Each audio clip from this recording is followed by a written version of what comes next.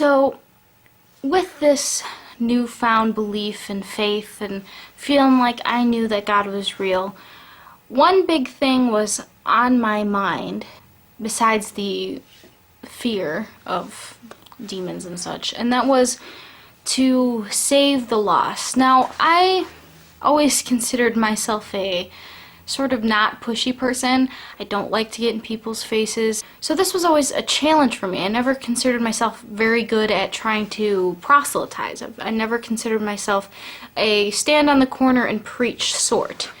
And it always kind of felt wrong for me to do that and not effective. My biggest worry was, if I'm going to witness to people, I better be effective in doing it. I better be a more of a positive than a negative. The last thing I wanted to do was drive people away, because that worried me too. We were taught that if people fell away from Christ or fell away from the truth, that their punishment would be worse.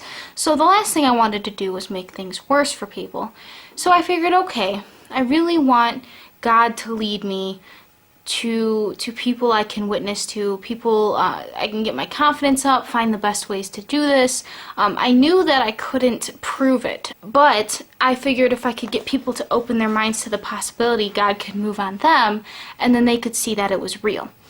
So I figured the best way to do this was to try to get people to trust me. I understood that some random person screaming at you might not be so effective and it's easy to ignore, but if this person finds that I'm not a crazy person, I'm not someone who's out to do them harm, I'm not somebody who is totally loopy, I'm just a normal person that God had moved on, and that's the angle I wanted to go for.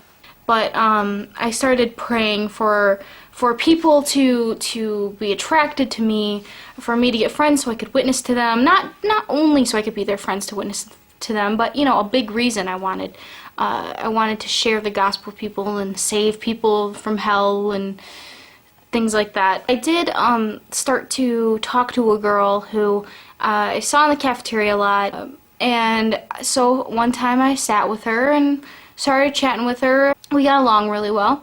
And so I was like, hey, you want to hang out sometime? And so we decided to get together. We didn't do anything exciting. I think we got food or something, I don't know. And we found we had some things in common. She had been struggling with some things in her life, and I said, well, this is what God's helped me with in my life, and I slowly, started talking about it, testing the waters, see how receptive she was, and she seemed very interested, which was encouraging for me.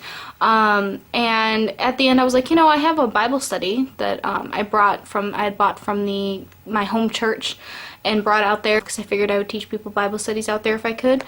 And I was like, if you want to get together like once a week and do that, that's fine if you're interested. And she said she was, and I remember being so excited, like, oh yay, God finally sent me someone.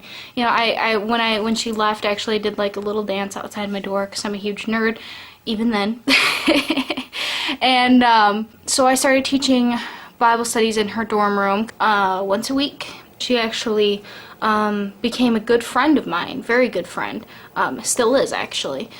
I was working on starting a campus ministry with the girl who was driving me to church at this time, and she was very thankful to have me there because we were able to get 2 other people to start the organization on campus, but they weren't very committed to attending regularly and things of that sort. And that was something that was confirming, maybe this is why I was called to my college. Maybe this is why it was God's will, for me to help this girl start this ministry. So, at first it was really just us 2 usually. We did like a Bible study thing once a week. So I remember one of the things we did to try to get spiritual dominion on campus was we walked around the perimeter. It was a rather big campus. And kind of like the walls of Jericho. We looked at the story of the walls of Jericho where people marched around until they were able to gain victory and the walls come tumbling down. We kind of used that as a metaphor, and we each took one side of the campus and walked around praying. So our Bible study during my freshman year usually was between 2 and 5. It was pretty average attendance. But we figured, okay, we're slowly but surely we'll get this further off the ground, and we'll keep praying about it. And next we had plans for the next upcoming year to try to get more people to come to that Bible study. But I mean, it was always on my mind to try to get people saved. It was always on my mind to find new ways to be authentic and convincing and a friend to people. It was my responsibility to be those things. God had, for some reason, chosen me to save people and to understand His Word, and for some reason, even though I wasn't worthy, I was chosen for these things, and so it was my duty to try to spread that to people. But it was also, I felt, my duty to not shove people away and not make people feel like I was constantly judging them, even though I kind of was. And I tried my very best to be a friend to as many people as I could without feeling like I was part of the worldly culture. So I really put that as a high priority in my life and thought about it often.